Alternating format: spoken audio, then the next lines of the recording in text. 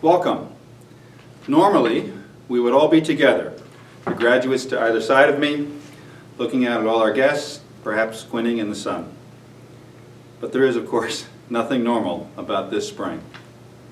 Still, I am glad to be with you, if only virtually.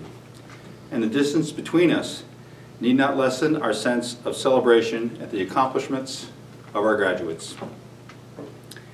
Every year I say to the seniors that although graduation day is mostly about them, it is also about all of their families and supporters, because without all of you, they would not have made it to this day. Now, there are a few things I must do before we get to the main event. First, I would like to acknowledge two students who, although not graduating from GSA because they were homeschooled, nevertheless were an important part of our community. Homeschoolers typically take 2 classes at GSA each semester. Kaylee McCrum was part of our community for 4 years, taking language, math, and art courses.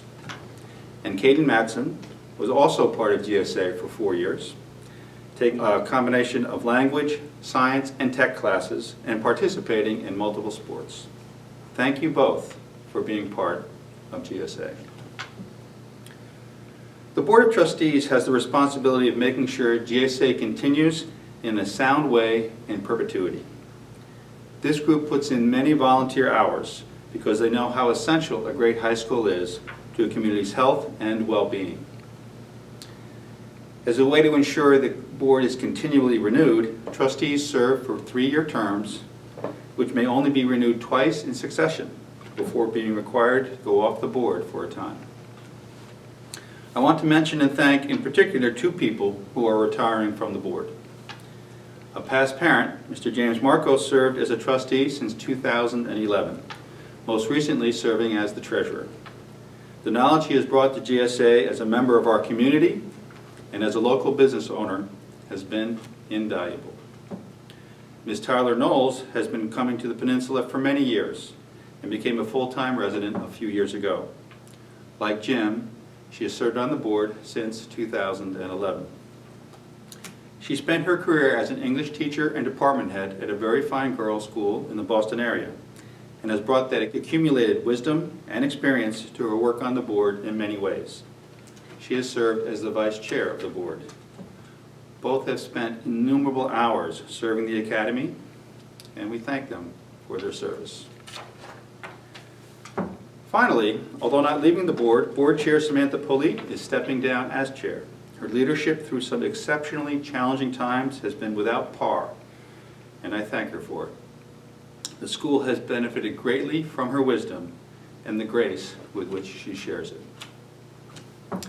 We also have 3 faculty members leaving. Elizabeth DeSevigné, math teacher and department chair, is headed south to be closer to her family.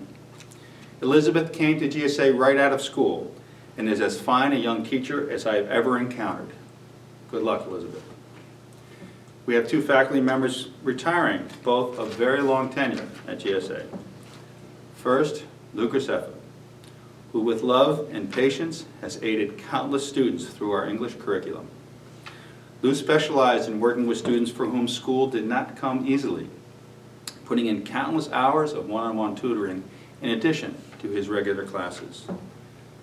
Anyone who has spent any time at GSA has seen Lou purposefully walking the halls, seeking out some student who is behind or needs extra help, but perhaps does not even know how to ask for it. Next, Nancy Buckingham, who has also made her mark on the academy. Most notably, Nancy started the GSA Spanish program and is responsible for its curriculum. Besides the standard levels, Nancy designed a culture-based course intended for students for whom the acquisition of a second language would be especially difficult. Lou, Nancy, thank you both for all you have contributed to GSA. We are a better school because of your efforts.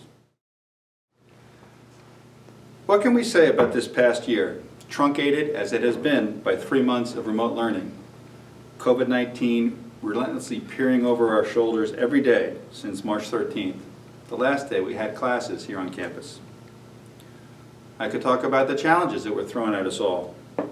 I could talk about the emotional strain we all felt from the stress of finding ourselves in a completely changed world, without the usual supports of our friends outside our immediate families. I could talk about the uncertainties that still lie before us. But we are a school, and schools are about learning. So what have we learned? We have learned that a school lies at the center of things for a young person. We have learned how much a school is an integral and intimate part of a young person's life and the life of our community. We have learned how much we adults miss seeing our students every day, not just to help them learn, but because we like them. We have learned all this because we all saw how much we missed these things when they were no longer there in the same face-to-face way. We learned these things through how often families reached out to us for help and reassurance. And we learned them through how thankful our families and students were of our efforts to provide some consistency and normalcy in the midst of upheaval. We've also learned that smart, caring adults can turn on a dime, make adjustments, and adapt to completely unforeseen circumstances. And we have learned that young people can do that as well, that they can rise to any occasion. We have learned that most people are decent and honest and responsible and caring. At least that's what I experienced in nearly all my interactions with adults, parents, guardians, students, and my colleagues. People were generous, were understanding, were respectful, and were kind. Now, all learning is a gift that changes you. These lessons, though they came at a time of great difficulty, are no less valuable for that, and we can use them going forward to shape our community for the good. I thought I would end by giving you the weekly thoughts and quotations I shared with students every Wednesday while we were in the midst of remote learning. I tried to pick ones that might have a particular resonance with the times that we have been going through. For the most part, ones that emphasized one of my most common themes. While you cannot control much of what happens to you, you can always control how you respond. You have complete control over what sort of person you become by how you react to and use what the world brings you. First one. Who you are today is a product of what you did yesterday. Who you are tomorrow is a product of what you do today. Make every second count. The happiest people don't necessarily have the best of everything. They just make the best of everything. The world is in greater peril from those who tolerate or encourage evil than from those who actually commit it. The global pandemic has illustrated more powerfully than any video or essay ever could that we are all united, no matter what country we are from, what race we identify with, what religion we practice, if we practice one at all, or how we understand our identity. We are a single people on a single planet. We have no choice but to take care of that planet and each other. To be able to feel the joy flowing through the world, to find something valuable in something that hurts, and to remember that who you are is greater than whatever obstacle you are facing, is a step towards being satisfied and happy, even when things are not exactly what you wish them to be.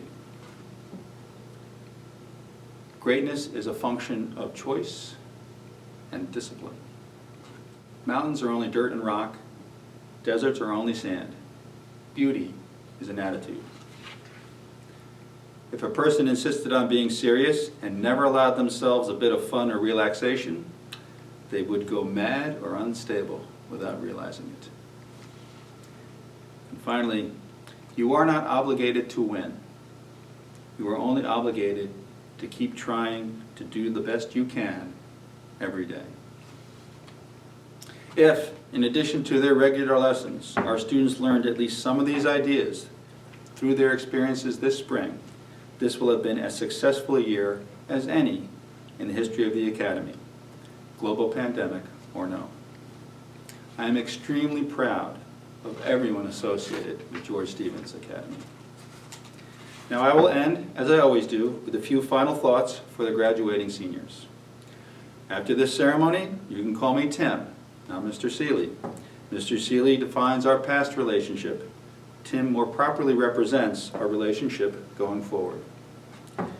Use these extraordinary experiences you are having and the extraordinary times you are living through to become the person you want to become. In that way, you are not a victim of your circumstances, but their master. And lastly, wherever you head next, be it near or far, and for however long, come back. Think hard about making a life here. Make your future be part of the future of this community, and make this community an exemplary one, a model for our country and our world.